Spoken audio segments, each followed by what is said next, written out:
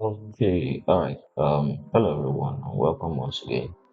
Some time ago I did a 3D model of a gas stone, and I just want to add this to it. So, how do you slice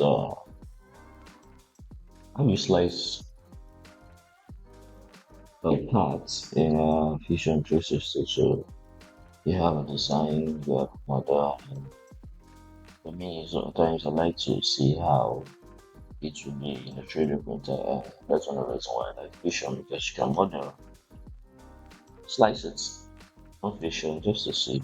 I've never really exported the code to see how it works. Basically, how do you slice apart a vision 360? Um, so today we'll be looking at that. So, let's go. So first of all, you go to click on design, going down to manufacture. So here you come into the manufacturing workspace where you can do operations like CNC, milling, turning. I haven't tried turning though, but additive, yes. I think I've tried milling once or so. So anyway, so want to see how it will be on the 3D printer, basically because I wanted this oriented in a particular way. Alright, so click on setup, new setup. Uh, so we have it on additive, so we have milling, turning, cutting. So you wanna do plasma laser cutting. Well, ours is for additive, then select machine. So I've used try to some machines in the past, but say one another machine. So go to Fusion Library. All right.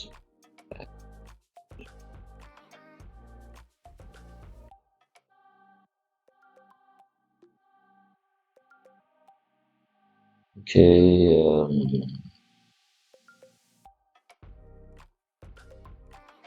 Then go to make a. Okay, let's pick one of Ultimator through the printers.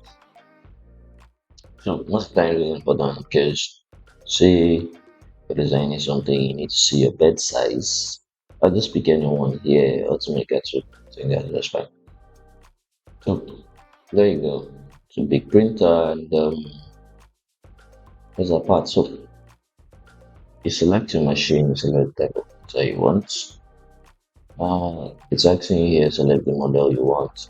Because it's not model. Maybe should in case you have more than one model. This is a model. You click OK. So next, what type of material do you want? In that case, PLA. Because most people use PLA. So you select PLA. This is fine. Layer height 0.15. As you can change that if you want. So uh,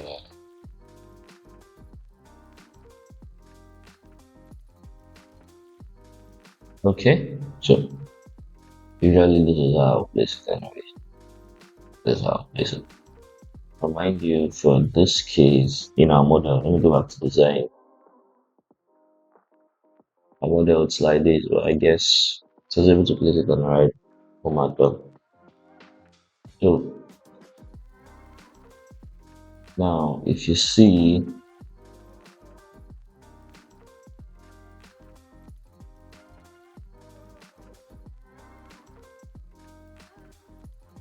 now I'm a bit confused there if it has more than one bed, but I think it's already on the bed. But say you're not sure, say it's not on the bed. You can do this platform so select yeah, so you want to change the orientation, so you want it on the spot, so have it this way. Okay, say let's just say I had it messed up anyway. I had it messed up, I had it in some way that's not good. This part from bed Oh, okay, okay. So here's one component flat face, like this face. See? Oh, there we go. So one also uses face. Let's fast place platform on the bed, flat face, select this face, so you get it that way. And so but I like it being on this face. So place platform, flat face, this face, then clear out. So whichever way you want to arrange it, you can do that. You can move it around when it's somewhere. Let's take it somewhere else. Eh? Okay, so now we have this next thing, position that we wanted. So if you want to add support, say for something that needs support, you could add that. So for a case of 40-degree overhang, and this one I think it was, I think it was somewhere around 45. I'm not sure, but in our case, we don't necessarily need support. But they want to put the support here. You see, so you can avoid. I don't want to avoid.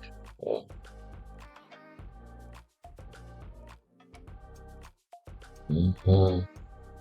This, yeah, support overhang 40. That's not 40 anyway. But let's just see. I won't create it, but couldn't create it. Let's say 20. Compared to that 20. It's 50. Calculated. Okay, good. So say it was 50, you get your support. In our case, you don't need support. Then it's take it back to 40. We don't need support. Uh, like that. Doesn't matter. Anyway, so we come here on the action and two parts. So it's alright. Sit load, sit load, sit load. So we have two parts. So that's actually only two parts. The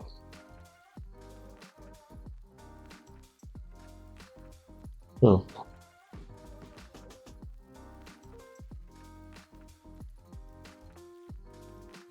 we have this.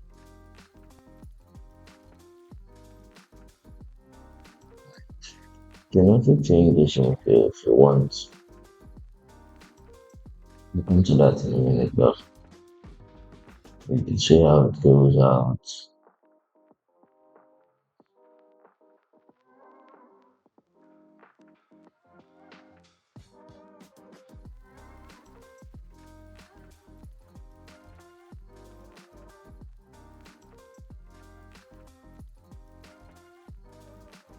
Okay, so you want to, of course, this here. So you want to post, you can do that.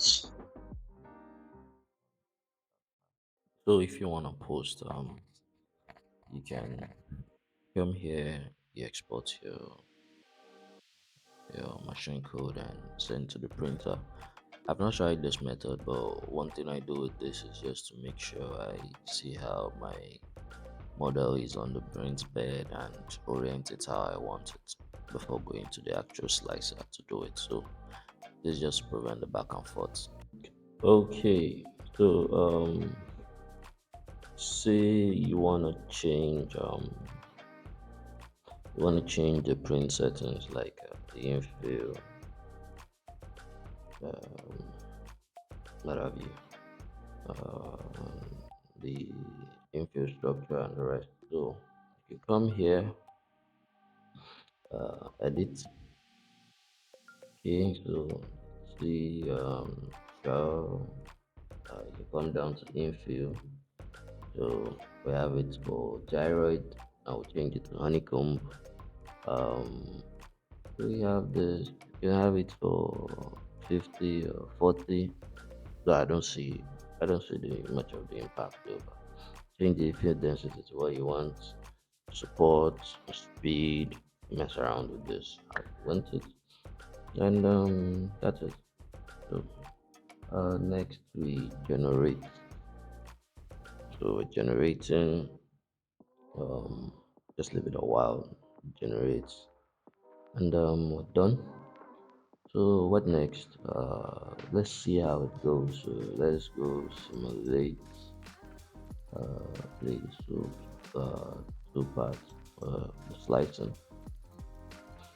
So there's your honeycomb. See how it is, and you can move it around, you play it, see how the slicing process goes, layer by layer, layer by layer. Okay, so that's about it. Uh,